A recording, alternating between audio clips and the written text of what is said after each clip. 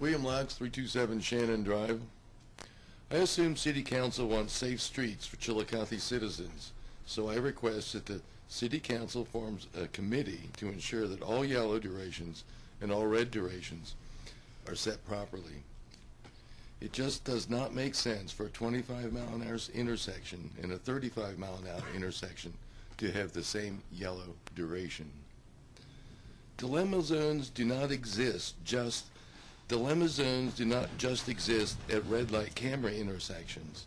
They exist at all intersections with short yellow lights. When a dilemma zone exists, motorists have three options. 1.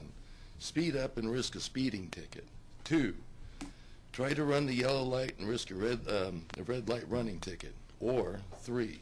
Slam on your brakes and risk a rear-end collision. Chillicothe citizens no longer want to be faced with any one of these three unacceptable options. We demand properly set traffic lights for yellow durations and all red durations. By doing so, we will see safer streets in Chillicothe, more so than ever red flags could have achieved. By removing red flags, we have removed the stress and confusion of making the right choice at an intersection. But having red flags gone only partly solves the traffic safety problem, as long as the yellow lights at any intersection in Chillicothe is set at an unsafe level. With the financial incentive that red flags gave the city to shorten the yellow lights now gone, there is no longer any reason to keep the yellow light durations at unsafe levels anywhere in town. 3-second yellows, yes, and that's plural, on Bridge Street in a 35-mile-an-hour zone does not cut the mustard for safety. Research has also shown that when traffic lights are timed for continuous or optimum traffic flow, this results in reduction in traffic accidents. This is something we should strive for in Chillicothe, which also results in reduced gasoline consumption. Thank you for allowing me to speak this evening.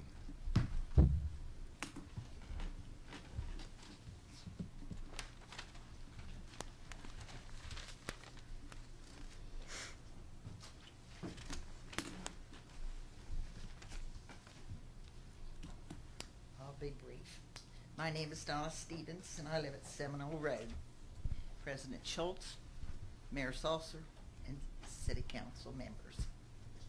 I'm a volunteer at the Chillicothe Railroad Museum, which includes the 2 cabooses at the entrance to Yaktangi Park. Since the city owns the cabooses, here are a few numbers we thought you might be interested in. We now have 26 volunteers. This includes your own Queen Lester, and she's been with us several years. For the year 2009, we were open for 149 days, and through May the 12th through October the 15th, the volunteers worked 792 hours. 2 gentlemen volunteered over 70 hours each. This year, we had over 1,720 visitors.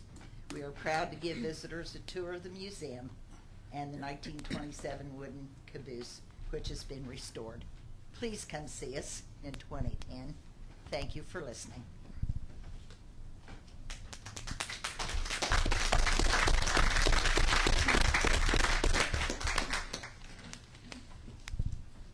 Anyone else wish to address council this evening? My name is H.R. Grimm. I live at 33 Limestone Boulevard. President Schultz, Mayor, members of City Council. As the Mayor mentioned this last week, the shooting down at Fort Hood. I personally have 2 friends that are from my unit on their way to Iraq that were in the building during the shooting.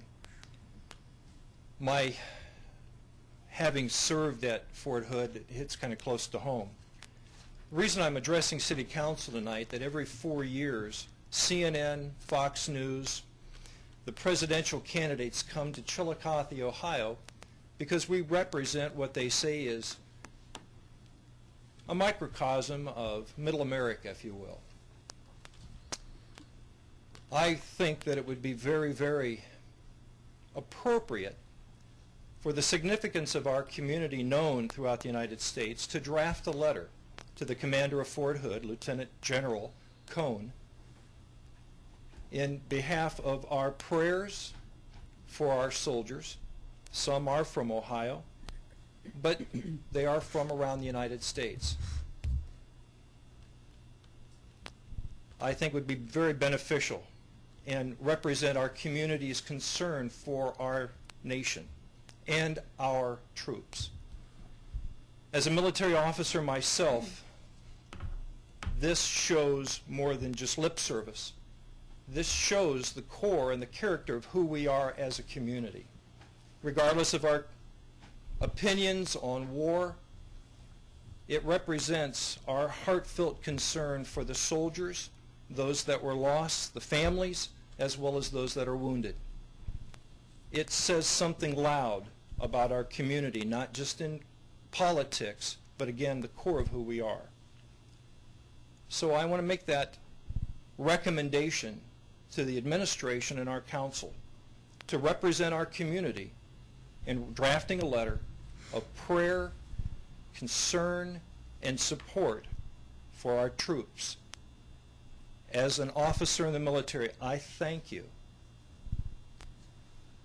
On another note, security and contingency plans is something that I have done to protect my soldiers under my responsibility. I did it in Iraq. My military career started September 4th, 1969. I'm coming to the end of a military career that covers 4 decades. I was in full dress uniform 4 hours after the kids were shot at Kent State. I was raised about 15 miles south of Kent State, hitchhiking back to my division at that time, the 82nd Airborne Division at Fort Bragg.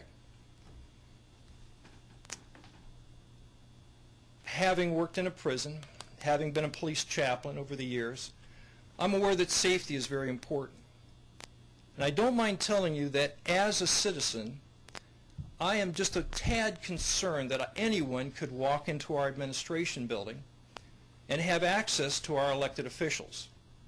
I think it's very, very important that you begin seriously looking at a way to keep open access to our mayor, our financial director, our individuals that are working in the administration building. I will tell you that the military will do increased measures of screening and security for future operations.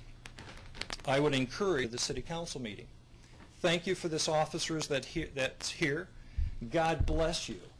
I've been in a war zone. You have to deal with the American public. Thank you for serving. So again, 2 items that I present. Drafting a letter in support of our troops during this time of heartache, and also addressing the safety concerns of our administration building. Again, H.R. Grimm, 33 Limestone. God bless you. Thank you.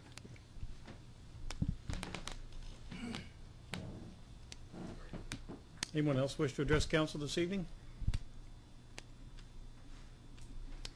Okay, we will move on. Old business, council members. Any old business needs to be discussed or brought up? Mrs. Patrick. I'd like to address Mr. Richter if I could. On behalf of the Nuisance Abatement Board, I did look at that property. I pulled the police reports.